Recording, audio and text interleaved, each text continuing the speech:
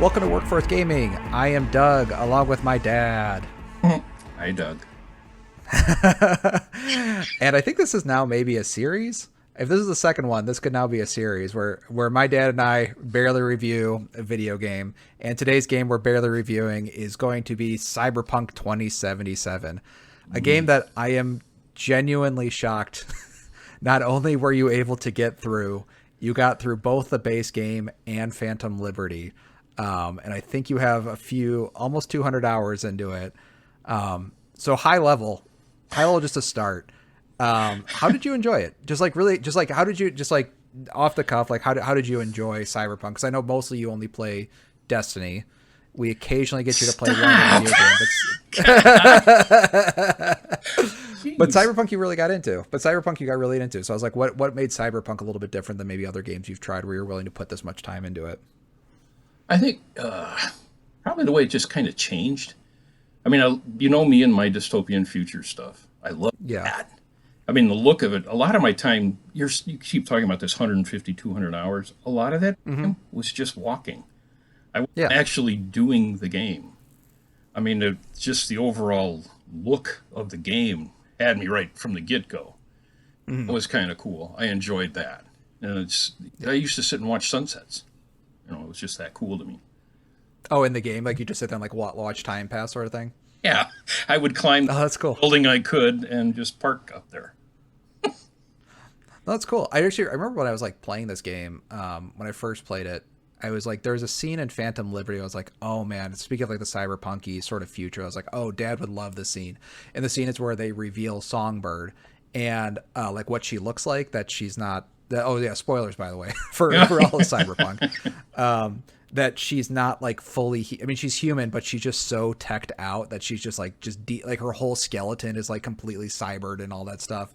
And I was like, oh man, Dad will never get to see this. But I was really glad that you're able to, because it's a very complicated game. So yeah, this was also your first open world game, wasn't it? You've never played an open world game. I mean, Destiny maybe is a little bit open, but just full blown go where you want sort of stuff. How did you like that? Because I remember you didn't want to get in those games because you didn't like the structure to them. So because there's no structure. But how'd you feel about just being able to go anywhere? Well, I did do Red Dead Dawn, so you can chalk me up to 3 games at least. Yeah, but you didn't put. Yeah, but that one's not 150 hours into Red Dead Redemption. Well, no, I got Red Dead kind of burned me out on them because it was too long a pause between getting to something. So sure, exactly. It wasn't. What's the one where all the guys are running around? We did another open world one. It's actually a movie now. I can't remember the name of it. But anyway. Oh, I don't know. I kind of like the open world stuff. I like not kind of must go straight ahead stuff. I don't like that. And give a shout out to Destiny. It does that too. But no, I liked the open worldness of it all. I could be hooked on them. I didn't exactly like all the gameplay, but you knew that was coming. Yeah. I got a basic question for you: is why were you so geeked to have me play Cyberpunk?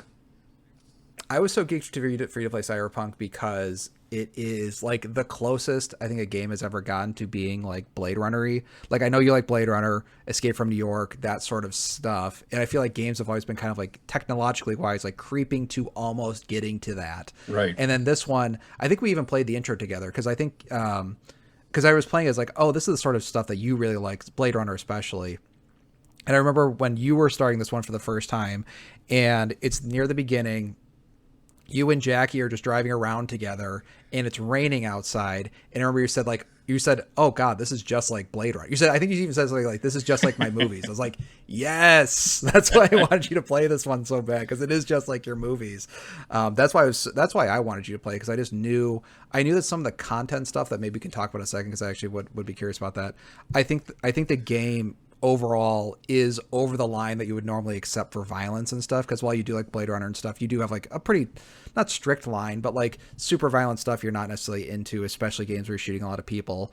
So I knew that would be kind of a cross line, but I was like, I just feel like the rest of this game, when you're not shooting people and stuff, which is kind of what you end up doing. You're like, I like just walking around this area. So that's why I was so excited, because I feel like that was the sort of stuff I grew up on, and me seeing that fully realized, I was just kind of like, oh, dad, you got to see this. You got to see this thing. Because like you used to show me movies, and this is the movie I wanted to show you. And that's why I was so excited, even though I knew there was a lot of, it's going to be a lot to get you there. You think? So I guess the first thing what do you want to talk about? I guess I have a few topics I want to talk about. One was just how complicated the game was, versus that I want to talk about. I also want to talk a little about like the content stuff, which I also knew was like a little over the line for you, but I just want to talk a little about that. So I was just curious what you want to talk about first. Well, the complicated part that I'm guessing you're referring to cyberware versus body versus inventory versus yeah, that got a little cumbersome, but I'll give you kudos for being patient with me, because I was out of my mind, to be honest. Because if you ask mom how these games work, is like you sign off for the night, and then I sit there for hours. Here's your rest of your hours, just trying to figure out what the hell you just said. And the complexity of cyberware just had me floored. Yeah, had no idea. And that's what kept making me, I'll just get another gun, a bigger gun, because I couldn't. You could understand a bigger gun number, but not like a cyberware percentage on a percentage sort of. It is funny though, when I play games with you, it like does make me realize like how stupidly complicated these things are. Because it's like, first you had like your perks and your level up system. But no, you leveled up to then buy perks, and then your perks kind of, and what you leveled up also played into your cyberware, which also played into, it's like a bunch of that was kind of the crossover. That was nuts. No, you got to remember where we talk about this all the time, but I started with 2 buttons and a joystick. Shot, moved left, right. That's all I did. And so when you have all these complexities of where it interacts, like make sure it does cool. Well, cool. What's cool? Then I'm spending an hour reading cool. Oh yeah, cool. Oh, you're saying like literally cool. Yes. Yeah. No, it was. Eventually, Doug, I just started. I didn't tell you. You saw the orange cyberware. I just started getting as much money as I could doing side gigs, just orange stuff, and he'll leave me alone. Well, it was funny because it was just like, but it was crazy just me even like explaining the systems to you. I like Cyberpunk for me is complicated for me playing like hundreds of games. Like even Cyberpunk for me was like too much. So I was like, just explain this stuff. It was funny though, kind of once you sort of got the hang of it. It was like, if you can play Cyberpunk, you can play like basically anything now, because Cyberpunk is like probably the most complicated game I've played like that. There are like more sort of Dungeons and Dragons-y games that are like that, but not just like shooter walk around games. But I was actually like, I was impressed that by the end you got all this stuff because you were such at zero. I do think Destiny was a huge help. I mean, I do kind of make fun of you for Destiny, but like Destiny is such a complicated game that you're explaining stuff to me. I'm like, I don't know how any of this shit works. I was so proud of you being proud of me. I mean, like, hey, go to your journal. Sure, no problem. Click. Do you know how many you could go to your journal, find your mission. Yeah. It was funny because it's like it's funny. It's like I don't think that the game is not communicating that stuff, but I think it's just communicating so much at any given time that's just like really hard to track down. It is kind of funny because like I always felt like, God, I would love to stick you in a room for like QA testing, because I think you have a really interesting perspective on this stuff, because like I think you can see, like, you understand, like you're at least willing to go through that trials and tribulations to learn how to play the game, where I think a lot of people would quit. So I was like very impressed that you were willing to do that. So that's why I was like, that's why I was asking like why you were so into cyber. Well, not why, I kind of understood it, but it was like, it was cool that you were willing to go through all of this bullshit to like eventually play the game, which is pretty cool. Yeah, you owe me a few beers. Hey, you enjoyed yourself. No, you're right. Then we'll get to the other part eventually. No, I liked. Well, actually, that's what I want to talk about. I do want to talk about the content of the game. So the one thing I thought was interesting about Cyberpunk is that you play as a bad guy. You're not the hero. You're not that. So I was curious how you felt about playing the bad guy. I thought it was interesting because I like to play the hero, and it was neat kind of being a little bit of an asshole. And I saw at first you were not really into that. But then, like, when I was watching you play later, I could see you're, like, picking the more snide remarks, like, as the game was going. So I was just curious how you felt about playing kind of more of the bad guy. Well, actually, I didn't even know I was a bad guy. I didn't. Oh, really? I didn't even know I That's was a funny. merc till later on. And actually, when I knew was when one night you were watching me do share screen, and you started bringing up, "We'll do the Snidey stuff," and I said, "Well, no," and you were a little Yeah. miffed. I was still being dad. Sure. Sure. So I didn't really get into being the bad guy as much as you might think. I stayed the good guy as long as I could. So, I mean, did you like getting that role of that sort of like snide character? Like, did you enjoy? I guess my question is, I understand like your character was still a little clean, but it was a little funny seeing like you go, I'll do a little snide. So, did you feel like there was points where you're like, I can be the good guy here, but maybe it's more fun to not be the good guy. Well, you got to understand the whole time I'm playing this game, your mother's sitting on the couch, Fair. casually glancing up, wondering what I'm doing. So being a bad guy was definitely a question. There are obvious choices. It's like, well, no. so, That's really funny.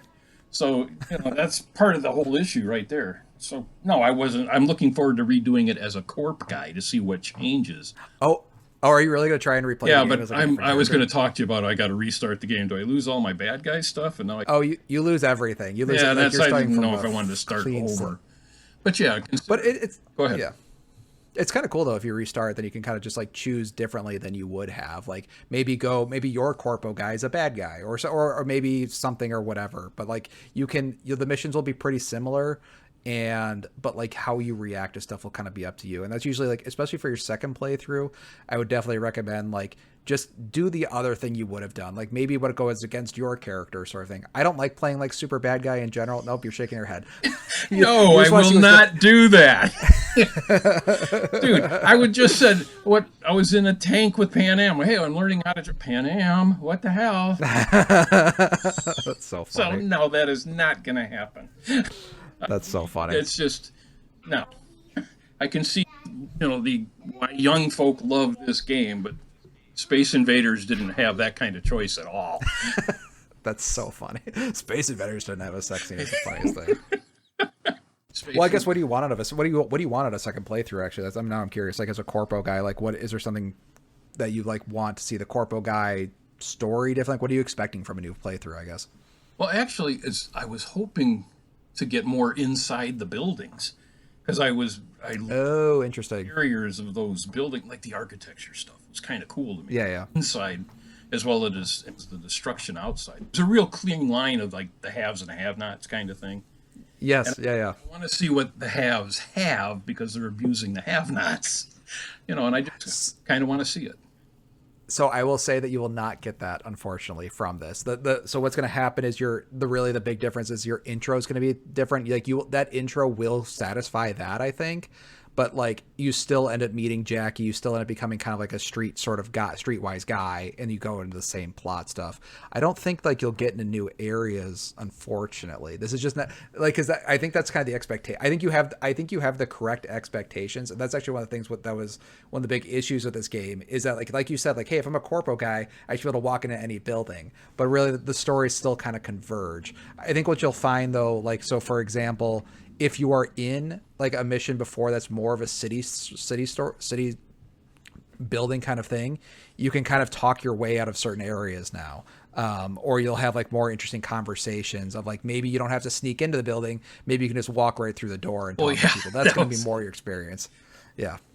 I mean, that's why I got my super jump legs, just so I could find sneaky holes into buildings. I'm just wanting to go outside, and I couldn't get there. Badoop.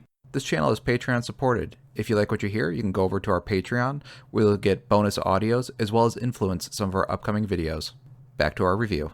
Badoop. So with the Cyberpunk world stuff, so maybe not content necessarily that you disagreed with, but like were there maybe not specific missions, but were there because you mentioned like, oh, the haves and the haves not. Is there stuff or is there like mission types or maybe story beats that you liked because it was like, oh, this is kind of neat for just a sci-fi sort of thing to do? If you don't have an example, I can maybe think of a few that I thought were kind of interesting. I have examples, but I can't remember the players' names. I mean, you don't need to know their names. That's fine. I don't know. He was working for the couple that was trying to be the mayoral candidate. Yes. Yeah. And that they were just slimy, Mm-hmm. And the fact that Slimies use have-nots pissed me off. I just don't like that. Oh, you didn't like slimy have-nots. That's interesting. Yeah, Yeah, because everybody's kind of slimy. Yes, yeah. I think most sci-fi has like a very strong moral core to this correct, one, but in correct. this Yeah. one, everybody's the bad guy. It was almost like Um, watching an old Star Trek, to be honest. You knew you were being fed what was good and bad, which was too easy sometimes. But whatever. Uh, there were parts of it that you knew going into this. You would be tripping my triggers all over the place. Oh yeah, well that's what I was surprised. I was surprised you didn't bounce. That's what I thought because like I think the one mission I told you to stay away from was from the Sinner Man one, which we're not going to talk about. It's an interesting concept, but there was so much stuff in that game that I was like, why didn't you bounce? I guess because there is a lot of stuff that like even there's stuff in there I found objectionable but interesting. I think stuff even though I find objectionable, I still find it interesting enough to keep going. But like, what kind of kept you going? Even though, like, let's say there's a mission or your character's doing something, or I think especially Phantom Liberty, there's some like dicier stuff that's going in that one. Like, what made you keep going besides Actually, finish something to do? well, actually, I wanted to keep going, but beat the game being nice. And I can I was up to the point. I don't know. I would say up to 2 days ago, I'd never shot a cop, and like the cops are obviously the bad guys in this thing. Yeah, Every time I drove a car or I bumped somebody with my little motorcycle, the cops came out of the woodwork. So this time I wanted to play the game as I guess a nice guy respecting law and order and that sort of thing. that is so funny. Sorry, Yeah. keep going. And That's not the character though at all. well, he was my character. I knew he had Yeah. a bad side, but there's always some way you can save a soul. And so that's how I played him. And that's why Yeah. and that's why, I refused to shoot cops. I ran away Yeah. 99% of the time. And it's every time Yeah. I stole a car, a cop showed up because I drive so poorly. And if I Yeah. random gangs and stuff, I didn't involve. I ran. Yeah. I wanted him to be a good guy. That's funny. But I mean, does that keep? I mean, but if that was your goal, I mean, I imagine you keep running into conflicts with that all the time. It was funny because I remember sometimes you said the story just ended, and I was like, well, because you didn't really make a choice, because the game makes you pick hard choices regularly, or just like bounce from the situation entirely. So to me, when I was playing the game, it's not like I was playing like an evil character, but it's like I would just pick the thing I thought was more interesting that would get me further. And then I noticed, like, so for example, the mayoral candidate one, how that one actually ends is you find out that the reason that they're feeling paranoid and stuff is that there are like people actually like controlling them that are living in the house, that like living in the walls of the house. And like I don't think you ever got to see that aspect of it because you would kind of bounce from it early. So like that is interesting though, because I think the game doesn't really reward you for trying to be a good guy, because you're not necessarily you are a cyberpunk. No, and it pushed you. I was always pushing me the other way. But I've always been kind of that. I don't know. You don't know me growing up, but I've been that like anti-guy. Anything that was cool and kids were doing, I wasn't. So that's how I approached this whole game. I knew what triggers you were pushing. It was like, no, I'm not doing that. Yeah. But the game. Well, that's what I was surprised you got so far. Yeah. The game itself was pushing me that way, and I knew it was. And like the when I got the lousy ending with Johnny, they just kind of ended it. It's like, whoa, wait a minute.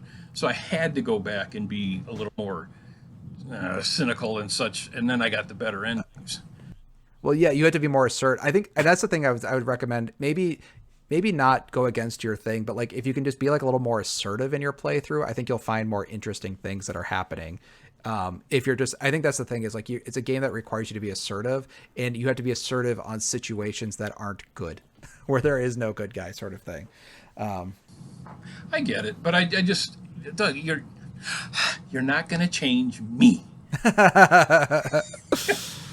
Yeah. You're just not. I mean, even Escape from New York, Snake was a nice guy. Blade Runner, they're both nice guys. They're just, That is such a funny interpretation of Blade Runner. I think that is. I think that guy is. I think he's a horrible person. See, I don't see him as a horrible person. When's the last time you saw Blade Runner? I'd be really curious. The original Blade Runner, he goes off with the girl Blade Runner, and that's what starts the second Blade Runner. He has a epiphany, and but you never really know if he's a robot guy or not. You don't know anything. Yeah. But whatever. I mean, that's just I always feel that there's a chance that you can save the guy in the end, and that's how I saw. That's funny. Yeah. Yeah. All right, so real quick, some sort of like rapid fire questions on characters. I'm not expecting you to know their names or anything like that. I will explain who they are, because I'm trying to think of some like the main players in the game, and just kind of want to get your thoughts on that. So, how did you feel about? Actually, I'll start with some of the Phantom Liberty guys, because I think those guys are probably more interesting. Like Reed. Is it Reed is the main sort of CIA agent guy? Because I liked with that one that like it really felt like you were kind of being pushed and pulled between either Reed or Songbird. So what team were you on throughout that Phantom Liberty, and did that change like while you were playing? Actually, I was on Reed's team the whole way until you actually only had two choices. And it said you either betray Reed or you betray Songbird. But there was something, Songbird was doing something a little shaky to me with the whole Meyer thing, the president thing, where she was kind of playing both sides. And I said, I don't like somebody playing both sides. So I picked to trust Reed and betray Songbird. Yeah. But no, I liked everything. I was pretty solid Songbird for the whole thing until she did something. And I just, that's enough. I'm done. That's funny. Yeah. Yeah. Well, that's what it is. Like, I think the thing that's kind of cool about Songbird is like I think when you first introduced, like, oh, she's the good guy, and like, oh, she's the bad guy, and like, oh, well, she has reasons for doing this, and that's like, I don't know. I like that one because it just felt like everything was like a little dirty, and the answers weren't really clean. Because I think even when you got, I think you texted me, it's like betray Songbird or betray Reed. I love that it just like burns down to that final question. It's like you need to pick now. You've gotten all this evidence. Like, who do you pick now? Yeah, I didn't like the timer on the choices either. It's like you had a response and you had a little time bar going quickly. Yeah. But and I always would that's the only time I ever got cynical. But the Reed Songbird thing, I you know what? I was good with it until I took Songbird to see Reed and he shot me.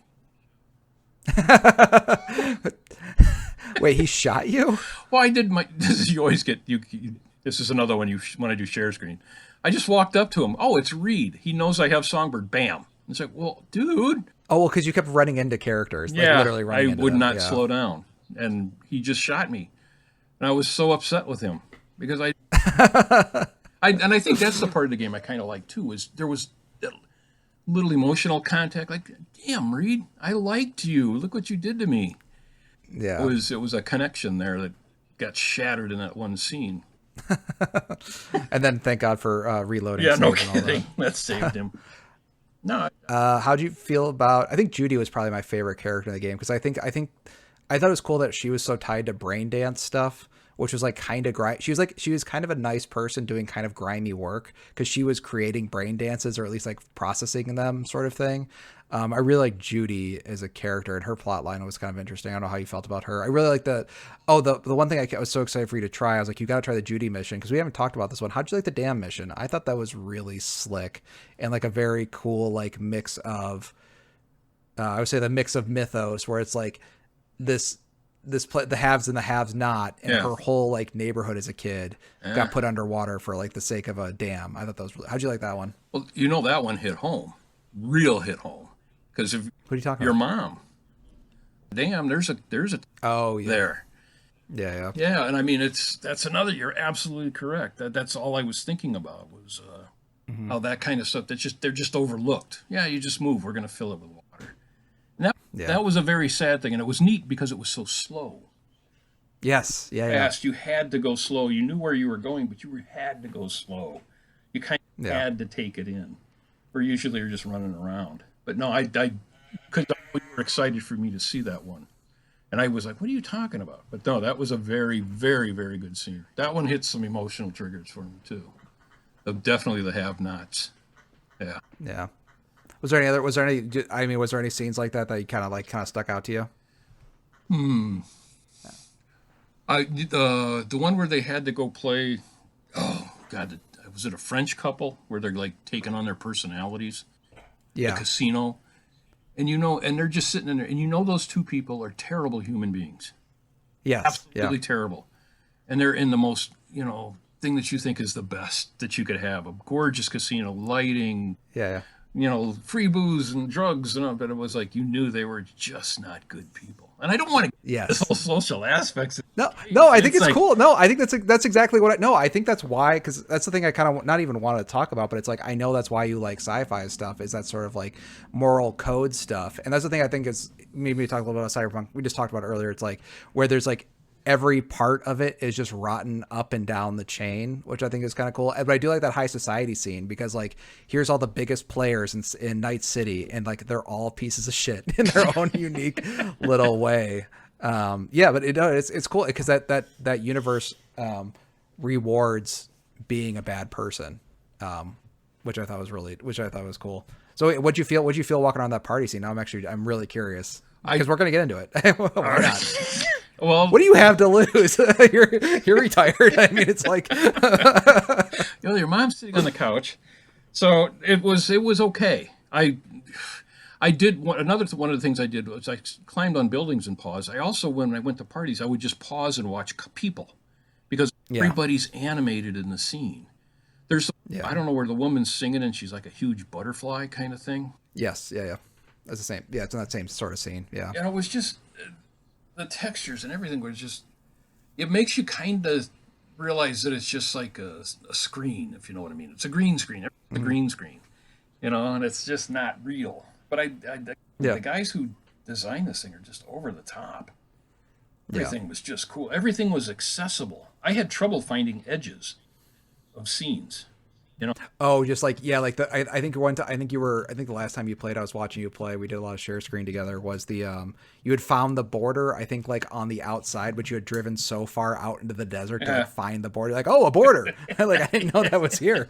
Yeah, because there was. I don't know if you even knew there was another that had a the dam, the creek behind it was dry, and it was a good mile distance. But you could crawl down and go find it.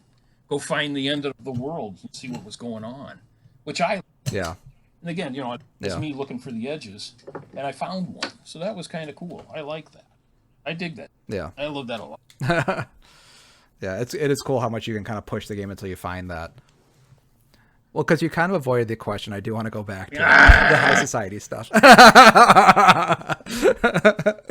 No, I was so I no, I want to think more about. I want to think more about that stuff with the kind of the high and low. I do think the game does a really good job of sort of exploring that high and low of like you not being in places you should be because you are a lowly street. I think your character is a nomad, which is like so. And the reason I actually like playing the nomad a lot is like they're so out of their element going into the city that like you're learning along with that character. Where like if you play a corpo or a punk character, you start out and you know the city and you're not really your character knows more about the city than you do necessarily. But speaking of high society stuff, I really like the intro scene where you're sneaking into the hotel where basically everything kind of goes wrong, where you get like the chip implanted in you, your friend dies and all that stuff. But I just really like the scene of like going into it because you are definitely a haves not pretending to be a person who has everything. I think you even some of the options like to be ruder to people than you would normally because you are above them. Like you're pretending to be above them. I just thought that was like such a slick thing. And you go to that hotel room and it's the nicest thing that those two characters have ever been in their lives. And they're just like, wow, this is like, we've made it. Like, I mean, kind of. But I always liked how that game was like just constantly exploring that aspect of it. Was there any others? I'm trying to think. Was there any other scenes that kind of stuck out to you? So we talked about the dam. We talked about the high society with the Phantom Liberty stuff. I'm trying to think if there's any other like kind of standout stuff. Although when you just brought something up, with Jackie was the guy that was his buddy. Yeah. And Jackie was brought up constantly throughout the thing. Like you rode Jackie's bike. Yes. Yeah. And that's the thing that I think haves and have-nots. Have-nots get family. Yeah. Haves don't. And I really like the familiar kind of aspect of no matter what the bad guys were, or the have-nots, there was always this family texture to everything they did. Yeah, Every group of people. It wasn't just the nomads. It was the guys in the camp with Panama. It was the guy doing bad stuff so he could get I can't remember his nephew and his sister. Okay, they were living in a trailer in the middle of nowhere. Yeah, but it was always the family stuff. And like, come on, V, sit down. Let's have some jambalaya or whatever. It's just that stuff that I really dug the characters and the people around those characters. Oh, interesting. Yeah, it was like it seemed like a lot of the times because even the characters like that kind of like would rip you off or whatever, they still had their group of people that all trusted them. It never seemed like when there was like betrayals, it was never like within the Yeah. groups. It was always the groups against each other. I think there's that's kind of like the one scene. There is the I think like the Voodoo Boys who are like really good at doing cyber decky stuff. They basically kind of send you in a mission to basically like set you up as like a neuro bomb thing to kill everybody because they don't care about you. Right. And like the only reason you lived is because the V chip or what the Silver Hands chip like stopped you from dying. But they're like why would we send our own guy to do that? Of course we're gonna send some no name person. Like and I think that's like so funny because like I think that is like a really good point with like the families would always stick together. So whenever you're coming into a situation, there's a bunch of people who trust each other and you're always the outsider. Yeah. That is interesting. And the only family that you do have is Jackie, who then is killed in the beginning. That's an interesting thing. I didn't think about that sort of family aspect that's definitely present throughout that game. Why do you remember the Jackie funeral scene? Oh yeah. That's what I Yeah, mean. yeah, And, punch like and that, even like mom calls him back, V, I knew you liked Jackie. And Jackie's girlfriend shows up in the final scene again. Yes, at the end of Phantom Liberty. Yeah. She's like the person you have the discussion with, right? Yeah. I kind of like that where, you're just one of the guys in the shadows now. You're just, how that whole scene ends where V walks into the crowd and just gets absorbed. Yes, because you don't have any cyber Right. implants. You're just another guy out there, person. sort of thing. Yeah. No, there were a lot of great things about that game. A lot of great. Yeah. I mean, I guess my question is like if you see it, so if there's a Cyberpunk 2 trailer, are you like all in day one sort of thing, or you're like, oh, I don't know, we'll see. How excited are you going to be when there's a Cyberpunk? Well, there is one coming. Well, I thought Phantom Liberty was it. That's not it. I mean that's the end of Cyberpunk 2077, but they have officially announced that they are working on the next big Cyberpunk game, PlayStation 5, super graphics, all that stuff. There's no pictures of it yet. Because it's like still like in the middle of development. But are like you excited for like the next Cyberpunk if you saw a trailer for it? Or are you like, there's gonna be some objectionable stuff in here? I'm still on the objectionable stuff. I mean, but I'm curious. I mean, not all character develop needs. When you're building your guy, you don't need to. We just see the guy fully naked. That's I'm just like, come on, really? No, yeah. I'm not sure I'm excited for it. I mean, you've opened up a world of, hey, now, Dad, here's some open world stuff. Yeah, so go do that. And that's like, fine. But Cyberpunk itself, I can't imagine it getting better than what it was, if you know what I'm saying. Oh, interesting. Because, like, Blade Runner 2 wasn't better than Blade Runner 1. It was a continuation of Blade Runner 1. Yeah. The thing that blew me away in Cyberpunk was the appearance of stuff. Yeah. That appearance isn't going to change. So, well, we'll see. I mean, if they go to... Well, no, I mean... It makes it to the space station this time? Yeah, I mean, games like, they do get better. They say they haven't, like, been... Like, I think PS4 to PS5 jump hasn't been as big. I mean, that's a whole other discussion sort of thing. But, yeah, cool. I'm glad you got into it. I'm glad you liked it. I'm glad you finished it. I was so shocked, like when you were like, because I think we were like, I'm running out of missions to do. I was like, I guess you get Phantom Liberty now, and then you play all that one, and then you played through all that, and you're like, I'm running out of missions again. It's like I think you might just be done with the game.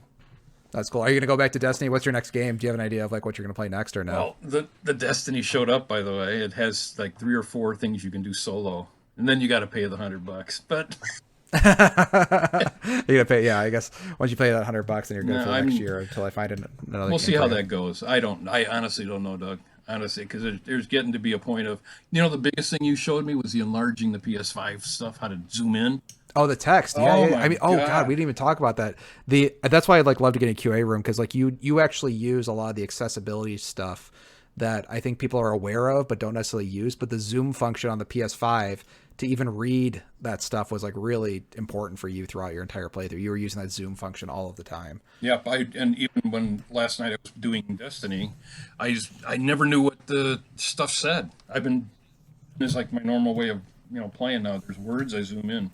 Oh, and that was something about Cyberpunk that was cool. When you did that zooming in kind of thing, time stopped. Oh, to like look at people and hack people and stuff. Right, and I like that where in Destiny, when I do that, I can see the red screen still happening. And You're still getting shot from every which way. But no, the zoom function, I wish they made that more obvious somehow. Really did. That was nice. I'm glad you showed me that one. That was. Yeah. Oh, cool. I'm glad you got into it. I'm excited. I'm excited for the next one. I wish there was more games like that. I could point you like, oh, there's like here's another open world sci-fi game, but there really isn't. Although, you know what? Badlands. Mass Effect. Who had Badlands? That was the other one. Oh, you're thinking Borderlands. Yeah. Yeah. I think you could get super into Mass Effect. I think Mass Effect, that would be a game that will allow you to be the good guy more easily as well. That's a really, really cool series. I never really showed you because, again, it had a lot of complex percentages and stuff. And I was like, oh, well, Dad's never going to. But now that you've played Cyberpunk and you've played Destiny, like, you now get all that stuff. So, yeah, maybe I'll point you to Mass Effect. Have you played Mass Effect? You know Mass Effect is? When everybody's floating around bouncing off squares in space? No, I have no idea what that game is. There's some guys flying around bouncing off squares. You're trying to jump to a square, and you're floating in space. And so you're trying to do your camera and floating zero gravity stuff. I was miserable. I have no idea. Really? That is so funny. Maybe Dead Space. I have no idea. That just sounds like a thing you would do in Destiny, to be honest.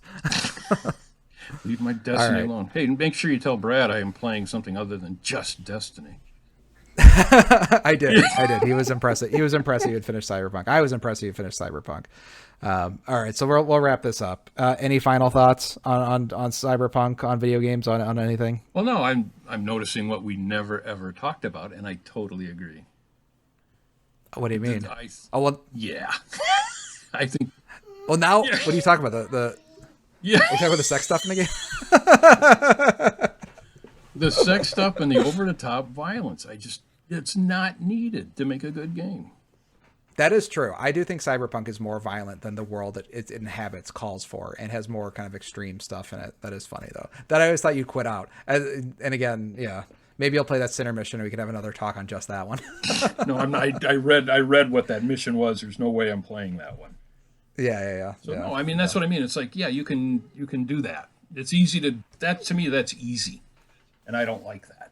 It's like there's no challenge to making something gruesome and violent. Yeah, that's fair. I would say that my favorite parts of Cyberpunk are not the gruesome and violent stuff. It's the oh, absolutely. I agree with you, Doug. Yeah. But that's you knew that was my trigger. Yeah, but you still played it, so that's all. All right, we gotta go. No, we're cool. I enjoyed it. I will admit I liked it. Nice. All right. We'll maybe find there's some other games out there that I've been willing to try. Yes. And maybe we'll continue the series of, we actually never reviewed Silent Hill 2, but we never really finished that one. We got really close to the end, and then I kind of hopped out because I think I need to be in a happier place to finish up Silent Hill 2. Like the last 10 minutes of that game. Yeah. All right. Well, we are Workforce Gaming. Well, Brad and I are Workforce Gaming, and Dad comes on occasionally. If you like what you heard, you can always comment and subscribe. And we have a Patreon page now where you can get bonus audios and as well as vote on some of our upcoming projects. Thanks. Bye. See you guys.